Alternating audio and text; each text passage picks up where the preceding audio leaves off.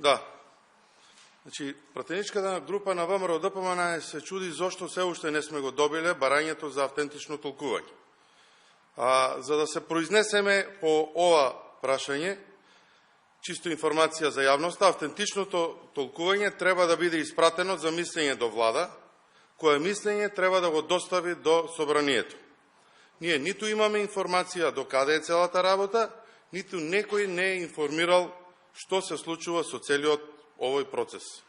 Останува нејасно зошто автентичното толкување го тангира членот 11, кога целата експертска влада го коментира членот 11а од законот.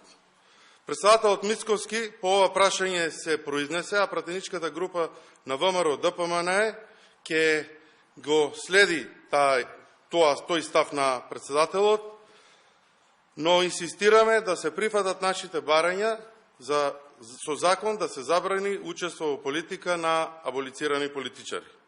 Ќе поддржиме иницијатива за да се стави крај на злоупотребата на механизмот аболиција и ги повикувам сите пратеници од сите пратенички групи да направиме заеднички исчекор и да се стави крај на сите политичари кои во минатото биле аболирани или амнестирани.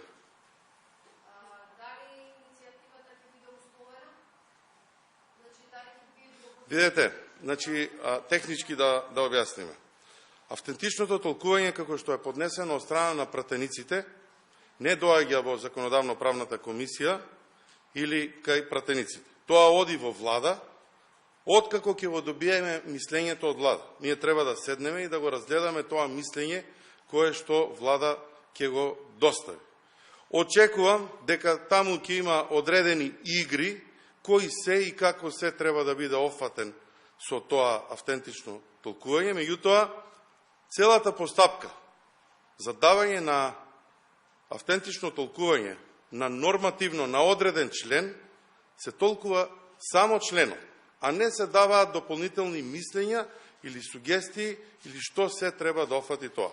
Да го добиеме прво мислењето од влада, да го разгледаме и ќе го имате ставот. Начелно, ставот на ВМРО ДПМН го кажа председателот на ВМРО ДПМН, господинот Христијан Мицковски.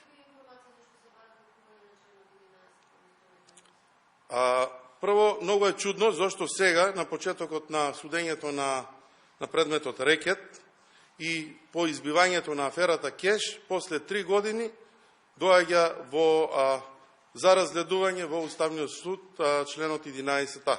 Меѓутоа, не би сакал да коментирам ништо, да чекаме да видиме што ќе преземи, како ќе се произнесе Уставниот суд, за да можеме и ние да заземеме. Инаку, премногу симптоматично и чудно е зошто се дефокусира македонската јавност од целиот криминал, рекет, издавањето, односно големите суми и средства кои што ги земале вработените во СЈО во овие моменти. Ви благодарам. Ние чекаме да го видиме мислењето за да можеме да кажеме став. Затоа ќе ве молам да не избрзувате, да дојде мислењето од влада и ќе го имате целиот наш став.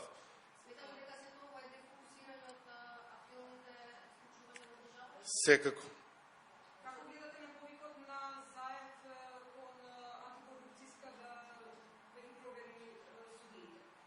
Видете, човек кој што е аболициран за криминал од 8 милиони евра, човек кој што на сомнителен начин во текот на неговиот мандат беше ослободен од една друга афера, да го бара ова во овој момент, за нас е класичен дефокус и притисок врз судството и обвинителството во Република Македонија.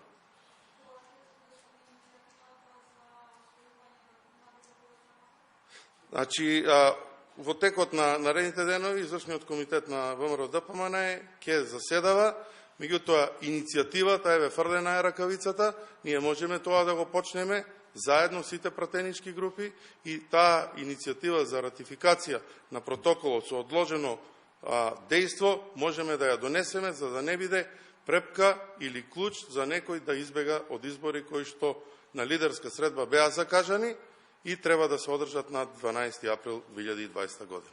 Ви благодарам.